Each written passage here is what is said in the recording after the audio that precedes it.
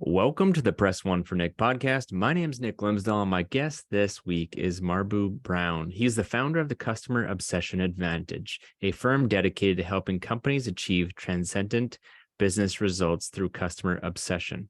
He's an accomplished customer experience executive with a track record of thought leadership and signature business results at some of the most iconic companies on the planet, including JP Morgan Chase, Amazon.com, Microsoft Corporation, and Cisco Systems. He transformed the and-on cord mechanism at Amazon.com from a primary manually triggered system to a primarily automated system triggered by a machine learning and statistical models. The and-on cord is one of the Amazon.com's most significant mechanisms it uses to personify its customer obsession culture. Marbue, welcome to the Press One for Nick podcast. Nick, thank you so much. I really appreciate the opportunity to spend this time with you, and I'm looking forward to us having a very stimulating discussion. Yeah, you are welcome. One question I ask every single guest at the very beginning to kick it off is, what's one thing people might not know about you? Well, one thing people might not know about me is that I'm actually a first-generation immigrant. I was born and raised in another country in West Africa. I was born and raised in Liberia. And so I immigrated to the United States when I went to graduate school at the Ohio State University. And so I've been here ever since. Love it. Go Buckeyes. Go Bucks. So what's I hope one the thing? Michigan people out there don't hate what I'm about to say just because I'm a Buckeye. But Exactly. We all know what's coming up here at around Thanksgiving time, so that's right. We'll nudge them a little bit. So what's one thing that you miss about where you grew up? Whoa, first of all, when I think about where I grew up, I know that it's not the place that I left anymore. But hey, I enjoyed just growing up in a very favorable environment, and I wish Liberia could be like it was when I was a kid, right? Yeah, so I guess mostly what I can say is I miss the people. We're all scattered all over the world, if you will, people that I grew up with, and I don't get a chance to engage with them as much as I did, when we were growing up together. Yeah. Well, thanks for sharing. And so where I want to start today is from the beginning, because obviously the book Customer Obsession is the focus, and I had the opportunity to dig into it. And that's where a lot of the questions will come today. But let me start off by asking, what does customer obsession mean to you? Well, look, customer obsession is an extreme focus on the customer that causes companies to do things that actually make their competitors scratch their heads. Even competitors who are customer focused or customer centric, they don't go to some of those extremes. And so that's what customer obsession is, right? They take extra steps that the other companies don't do. And it's not just one thing, but it's a collection of things that come together that set these companies apart. And there's an exceptionalism about what they do on the customer side, on the employee side, that actually sets them apart from their competitors. And Nick, you kind of mentioned the book, but we didn't mention it in the opening. So let me just say that the book that these questions are coming from is called Blueprint for Customer Obsession. And so I'll just say that, and as we continue to go along, more and more will become clear what that is all about.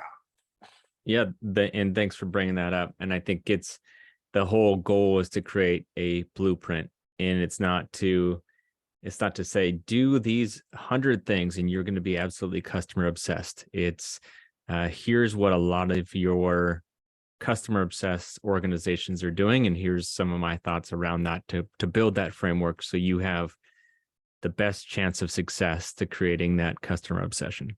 Is that a good synopsis? Yeah, absolutely, because it's not it's not exactly the same template for everybody, right? I mean, in the book, what we do is we take a look at 10 different companies that are in that customer obsessed category. And look, there's a lot of similarities between those companies in terms of the broad principles, right? That's where the similarities are. But how they implement those principles varies from company to company, right? Now, in the end, they get the same types of results, but it's not cookie cutter that everybody has to do exactly the same thing. Absolutely. So what's the value of getting into that customer obsessed realm, and focusing on that? Well, let me highlight two things. One is the folks who actually make it to what I'll call the customer obsession ideal. And I don't want to make it seem like it's just like you get to the top of the mountain and then there's nowhere to go after that. And I know we're going to talk about that a little bit more. But let's just say that there is an ideal to attain, right? And the folks who get there, on the one hand, their customers are not just casual consumers. Their customers are fans. These are the people who talk about, the product that they bought or the place that they shop or whatever the case. And they're just constantly talking about those places. And you start thinking, I got to have some of that, right? I mean, so their customers are not just casual consumers. They're fans. They're loyalists. Look, I think the most extreme thing I've seen, okay, is where people are so enamored with some of these companies that they've actually tattooed their stuff on their bodies, right? There's people who have the Costco Kirkland logo tattooed on their arms and stuff like that. I mean, so that's totally extreme, right? But their customers are fans. But let me tell you the other thing. These folks, their business results are off the charts, right? So if you look at a company like Costco, I mean, you got to pay to shop there, okay? Mm-hmm. And they've got more than 100 million people who pay to shop there, right? And their renewal rates are in excess of 90%, okay? So people pay to shop there and they keep paying to shop there, all right? That's, another level of loyalty, if you will, right? And so that gives you an idea of why it's worth it to get there. Your customers are fans and your business results are off the charts. So let's stop there. You mentioned Kirkland. I always love to ask audiences, what tattoo would you get of a company and why? And it's interesting that you mentioned Kirkland. I may or may not have a healthy obsession with Costco, but what is the value that they're bringing similar to keep their people at that 90-some% renewal rate? Okay, well, let's talk about some of the things that Costco does that are different than other companies. Mm-hmm. So first of all, if you think about Costco, you can do Costco online, but you know what? Half the fun of doing Costco is doing Costco in person, right? Mm-hmm. And Costco actually there's something that people sometimes refer to as a Costco treasure hunt. Okay, because every time you go to Costco, there are things that you see while you're in Costco that you were not there to buy. But you say to yourself, well, why wouldn't I buy that if that's the price it's going to be? Or why wouldn't I buy that because I'm going to get a cash back reward when I buy that. So you know what? I'm going to put new floors in my house, but why would I go buy it somewhere else? I buy it here because I'm going to get my cash back thing and I'm going to shop here anyway. So I'm going to come back here and buy that, right? So, there's that ever present Costco treasure hunt, if you will, that you're going to meet up with every time that you walk into that store, right? Or, hey, if you bought something and it didn't work out for you, okay, you always know that you can take it back to Costco, right? You can take it back to Costco even if you had it a long time. Now, sometimes you have to ask yourself, why would anybody do that, right? Who does that, if you will? And, I was speaking to someone else, and he said these folks had some frozen pizzas in their freezer. They were moving, they found those frozen pizza. After who knows how long, they took it back and got a refund, right? I mean, but that's, people can shop with total confidence, right? Because they know if something doesn't work out, they can always take it back. So these are a couple of different ways, that Costco delivers value for their customers. These days, with the price of gas, what it is, you've seen the long lines in Costco for people to get gas, right? So, there's I could go on, but my basic point is that they deliver this type of value. And while I'm at it, I'm going to throw out one of the principles that I talk about in the book that separates out the customer obsessed companies. And that has to do with giving customers what they want before they know they need it, right?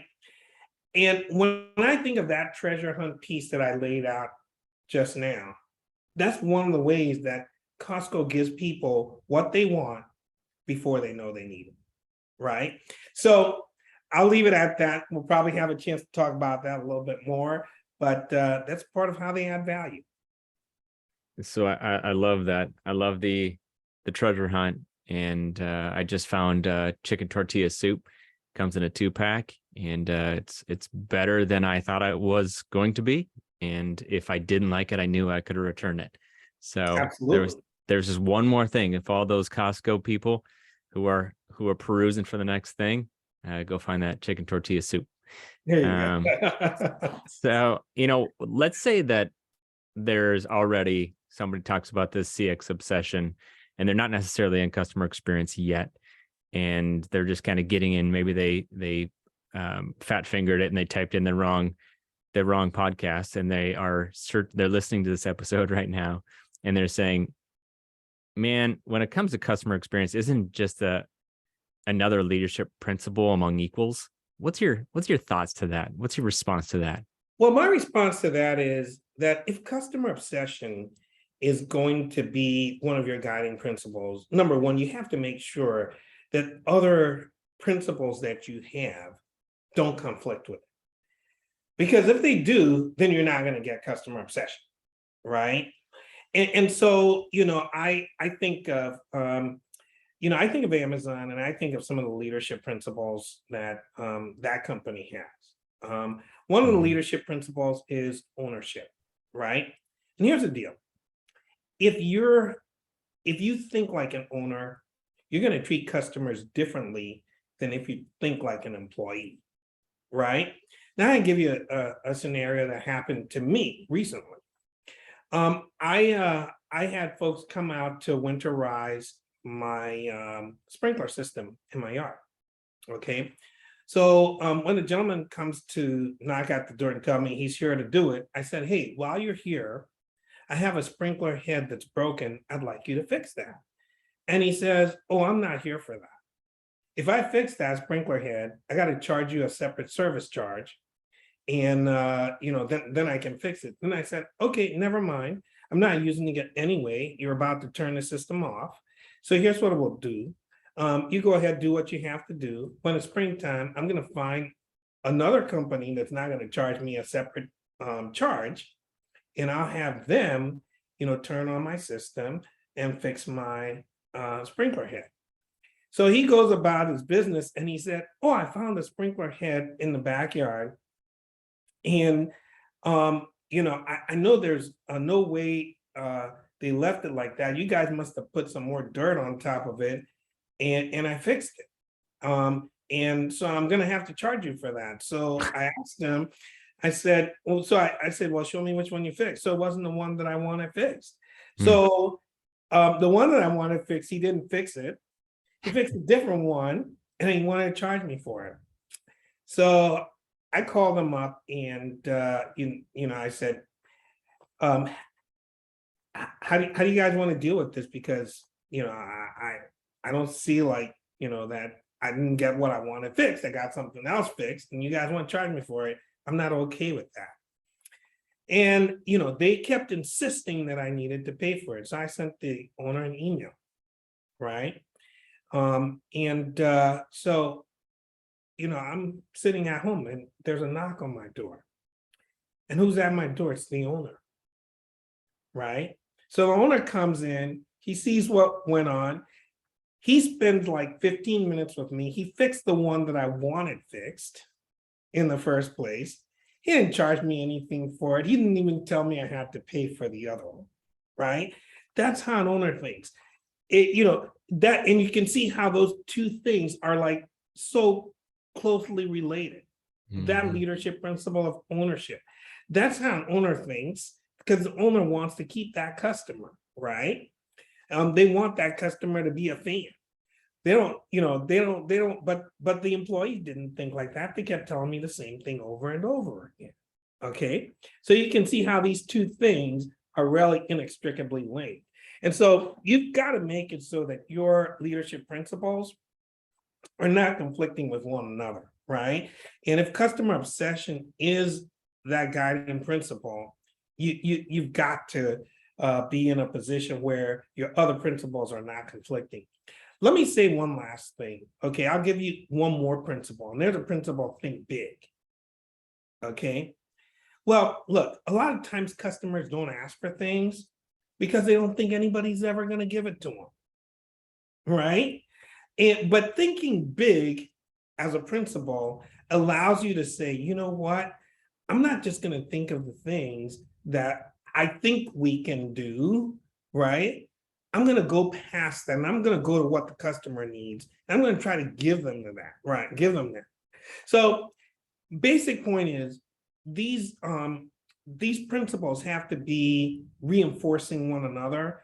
And if customer obsession is a principle, you got to make sure the other principles kind of orbit around customer obsession and make sure that there's nothing conflicting. I like that, how they orbit around. So what one's the earth and the other one's the sun. Well, I think yeah. So the sun is customer obsession, and we're all orbiting around that, right? Right. I like it. And sometimes it's darker on parts of those seasons than others. I like it. So you mentioned think like an owner, because going back to that real quick, with the owner knocking on your door, you told the person who was at the very beginning, who didn't treat you the way you wanted to be treated, didn't, respect your time, because you're like, hey, you know what, I'm taking time out of my day too. It's not just you that are getting billed. There's two that need to tango in this relationship. How did that, when the owner showed up, obviously you felt probably appreciated, but did it change your mind on if you were going to do business with them again next year? 100%. 100%, because I know the owner's always going to make good, right? And I said a couple of times, hey, Warren, I wasn't expecting you to show up at my door. And he said, you didn't ask. Okay. You didn't ask for me to show up at your door, but I'm offering that, right? Because he wanted me to make sure that I understood, what their policy was all about and why it was the way it was. B, he wanted me to understand these folks actually did not communicate properly to me, right?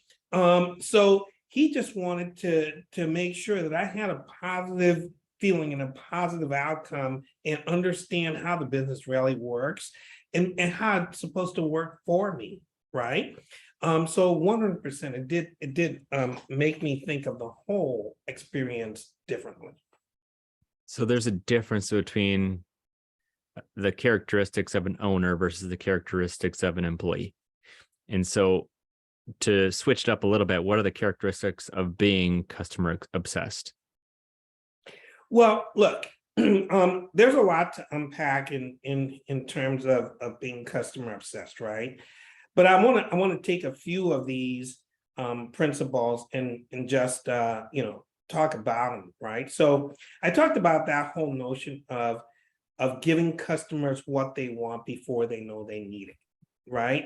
And look, if you work backwards from the customer, you'll always get to those things, right? That the customer actually wants. Mhm. Okay. And so, we gave the example from Costco, but let's take another example. Recently, the most recent versions of the iPhone can now make a call to indicate that you've been in an automobile accident. Okay. Now, you wouldn't have asked Apple to give you that feature. But now that that feature's there, people are glad that it's there, right? Or the latest iWatch has features that enable people to do family planning kinds of things, right? And who would have thunk it, right? I mean, but it's one of those things that they thought about that people would need, and now people have that. It's like, they are absolutely glad to have that capability, right? So when you start thinking about principles that have to do with customer obsession, you're working back from the customer, you're thinking and being in the customer's shoes, right? That enables you to go for those things and give the customer what they want, before they know they need it, right? Another thing that we talked about was, the piece that has to do with going to the extreme, right? And, one great example of that is the Costco return policy. That's one of those things that's out there, that's a little extreme. But look, who puts other companies on their own platform to compete against them? Mhm. Okay, that's extreme.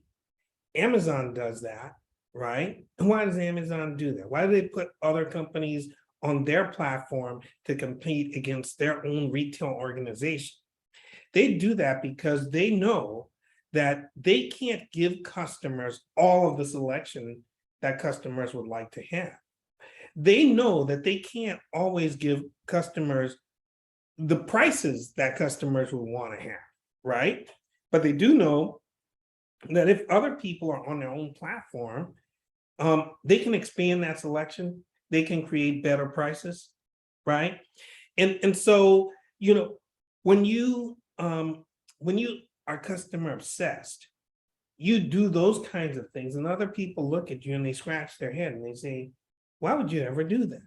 Mhm. That doesn't make financial sense." But in the long run, it actually does wind up making financial sense, right? So if you subscribe to this principle that if it's good for the customer, it's good for business, maybe you might not be able to right away connect all the dots to the financial benefit. But it turns out that if you look at these companies that have taken these approaches, right, they always wind up on the upside. And they always wind up doing better than their competitors, right? I mean, take the airline industry. I'll just use one more example. Airline industry, right? You know, uh, Airlines are always talking about not making money. But Southwest Airlines isn't one of those airlines. Okay. Now, Southwest has this saying, bags fly free, right? The other people are charging for the bags, but they still aren't making any money. It's like, what gives, right? The customer obsessed companies are doing the things that are right for their customers. They're working backwards from the customer, right? And, like people will think, well, that shouldn't be able to work because, I can charge for that.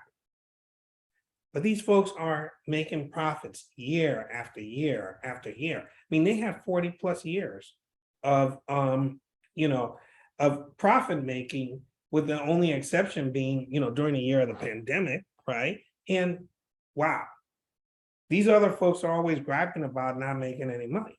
Mhm. So what gives? Yeah, it's interesting the people that are complaining about not making money, but still will focus on the task that is immediately in front of them instead of the focusing on the obsession of the customer. You mentioned Amazon. Amazon could easily add they now have a ridiculous amount of opportunities or options to buy anything from socks to an appliance, and it has a brand now that has Amazon on it. If they actually just cared about the product and making the most amount from that product, they would actually do less, because they're inviting everybody to the party and saying it's the customer's choice. And sometimes when it's the Amazon choice that you see on Amazon, it's not an Amazon backed product. That's right. So I think that's That's absolutely correct. And guess what? It forces the folks at Amazon Essentials who are building those products to keep fine-tuning the quality of those products and improving the pricing of those products, because that's what's going to make it competitive with the other stuff that's out there. So they're putting their product and the competitor's product out there in the same space. Okay. But if you're working backwards from the customer, that means you have to keep making this product better and better and better until it's as good as the other one out there, and the price is as good or the price is better, right? It's the only way it's going to win. yeah. And sticking on Amazon just a little bit, I know you spent some time there and you had the opportunity to work with Jeff Bezos, and you were one of many people that got the question mark email. Tell me more about that. And as things don't go as planned, there's always an opportunity. And with Jeff, the top person at Amazon at the time put his email out there, and he's like, if anything doesn't work, or if anything's an issue, you can send it to me. And obviously he didn't send that to everybody, but when things didn't go as planned, there was a question mark that he got forwarded on to somebody else who could fix the problem. What was that like when you got that question mark email? Let me tell you how question mark emails work, right? So customer outside has a problem. Usually it's what's referred to as a snowball type of a problem, right? They've been trying to get this solved. It's not getting solved. They send Jeff email, and then Jeff puts a question mark on that email, and he sends it down the chain. The highest ranking person who has overall responsibility for solving that problem, that lands on their desk, and then they have to answer it. Now, Andon Cord was one of the things that actually got put in place to kind of make it so that, some of these question mark emails didn't have to happen, right? And so, every now and then, there was a question mark email that didn't just say question mark. It said question mark Andon Cord. Okay. And then whose desk that was going to land on, right? Because if it said question mark Andon Cord, then I meant, I think Andon Cord should have solved this problem before, the customer ever had to deal with it. And so, that meant we had to put together an answer for it. Now, let me tell you something about that answer. When you got a question mark email, there's pieces that have to come together. Number one, you have to solve the immediate problem that this customer was experiencing, and you would have worked with executive customer relations, to solve that immediate problem. But the bigger thing was when Jeff put a question mark on an email, it was like, how do we solve this systemically so that you don't have a bunch of other people having the same problem, right? And so you and your team had to troubleshoot that issue, right? You had to get to the bottom of it and understand what were all the things in the critical path that had to be solved. And you had to line up all of these other organizations that might be participating in that solution, get commitments from them, right? so that you could go back with an email that actually says, this is the problem, this is how we're going to solve it, this is when they're going to be solved, these are the commitments. And of course, if people were making those commitments, that meant that they had to be honored, because if at any point Jeff could come back and say, whatever happened to this thing you guys promised that you were going to do, or whatever happened to that, well, hopefully he never had to ask, because those were all done and those commitments were all made. Now, I'll say one more thing. A lot of times you have scenarios where you have scenarios where the company knows that there's something that needs to be done, but it's not getting done because other things keep beating it in prioritization. Well, if a question mark email came down and you made those promises, let's just say those things were going to get done because other things were not going to beat them in prioritization, right? Okay, because you've made those commitments all the way up the chain. And and everybody between you and Jeff knew that these commitments have been made, right? So everybody's watching, and those things have to get taken care of. And let me tell you, it's a beautiful way to make sure that persistent problems just go away, right? That gives you a little bit of insight into what a question mark email is like, and how it makes a difference, right? So yeah, I appreciate the background. I've always wondered what that looked like, and what was the process behind it. I think at the end of the day, when the question mark email goes up, and the person that's ultimately in charge with, if it's end on or something else, the buck stops with them, and the whole goal is to add friction internally to reduce the friction externally. Because you had to hurry up and get a bunch of commitments and saying, what is the information that we need to provide back up to leadership, or fix the problem where leadership doesn't have to get involved here moving forward. And absolutely. And I'll tell you one more thing that I'll also call it a principle, and that is that one of the things that Jeff would say is that if your anecdotes and your data don't agree, maybe your data hasn't caught up with your anecdotes yet. Okay, and it's interesting because that led us to focus on some things that some folks would say, well, there's not all this data that actually says that this is a problem yet, right? But if you didn't solve that problem, quickly enough, you'd find that, hey, the data will catch up with the anecdotes, and all of a sudden you have a bigger problem on your hands. Right. So let's go back to where we started, and is customer obsession, what happens when customer obsession is lacking? What happens when organizations are not absolutely customer obsessed?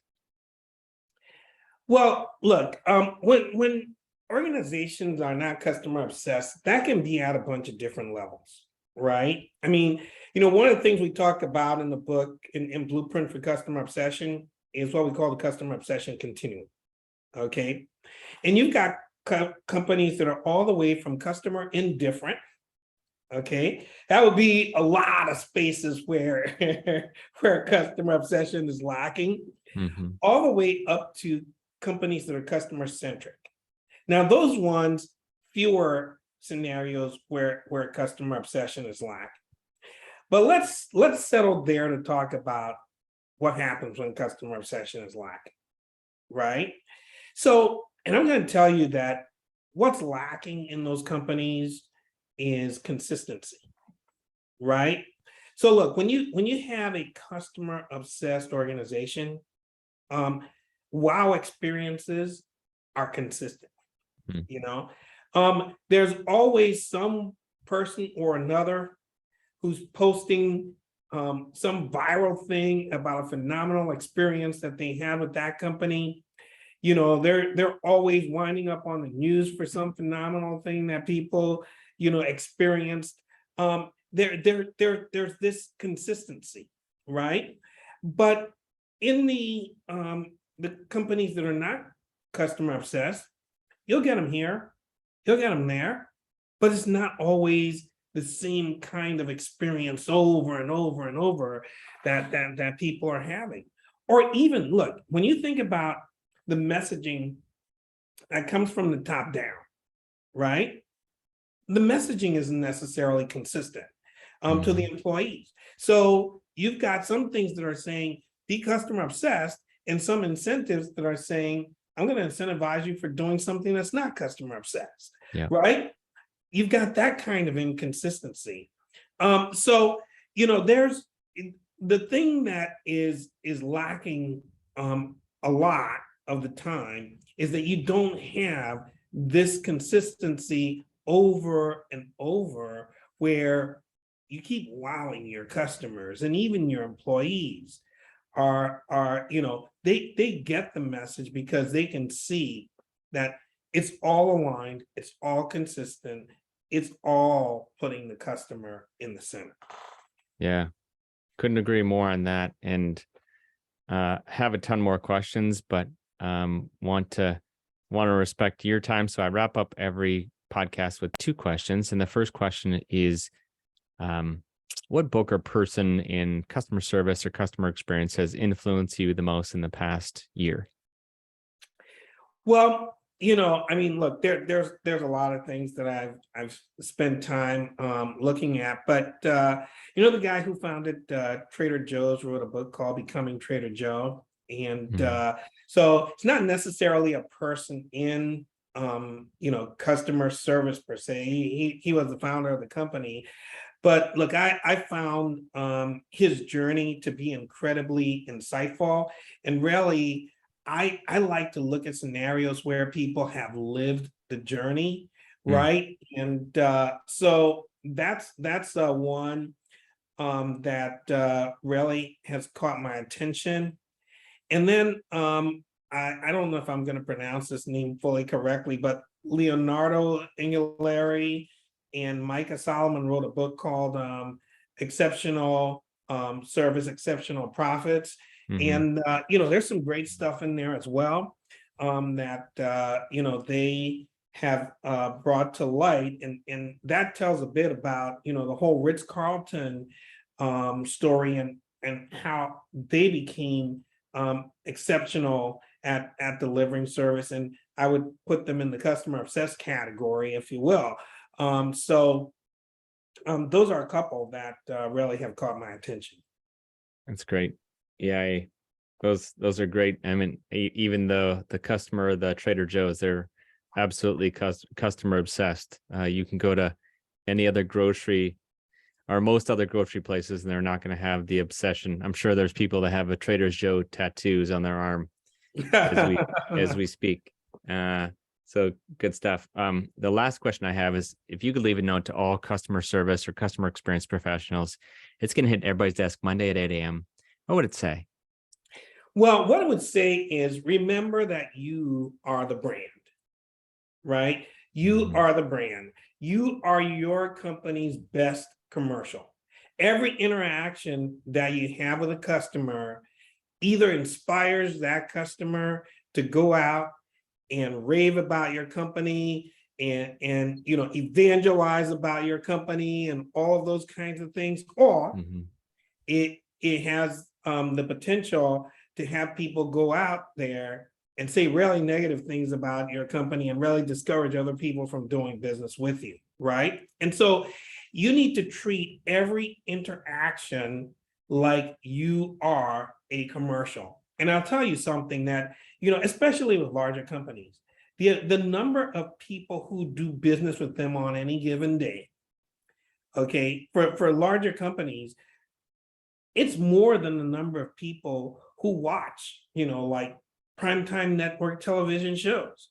Now, if you can make the most of every one of those interactions, it's better than you paying for commercials during those network television shows. That's right. Right? Because you'll create this whole army of people who are going out there and singing your praises. Okay. So that's what I would tell people, is to remember that you are the brand. But let me say one last thing on top of that, and that is customer obsession is contagious, right? And so that's the other thing. Remember that customer obsession is contagious. And so you can start a movement, right? And if people watch you do customer obsessed things and see the customers that you deal with go out and post about their experiences with you and those kinds of things, they will be encouraged and excited to do some of what you do, right? And so you can create a movement by being consistently customer obsessed. The thing about it is you got to be always on, right? Mhm. So, when you're Superman, you go in that booth and you spin around and you come out and you're in that Superman suit, you only do Superman things, right? And so my point is that when you step into your role and you're engaging with customers, got to think like, I just went into the booth, I changed, I'm in my Superman suit now. All right. I'm only going to do Superman things. I might have had a bad day getting to the office or getting to work, or whatever the case might be, but I'm in my Superman suit now. Right. So that's what my email would say. You are the brand. Customer obsession is contagious. And be ready when you come out of that booth. Be ready when you come out of that booth. Love it. Well, thank you so much. And for everybody who is listening to this, and highly recommend you connect with this fella on LinkedIn, follow him, buy his book, and he's got some really awesome things to do. Marbue, I appreciate your time, appreciate the insight you're bringing, and continue to looking forward to following your journey. Hey, thank you so much, Nick. I've appreciated our conversation, and I look forward to continuing to collaborate with you, and we'll be in touch.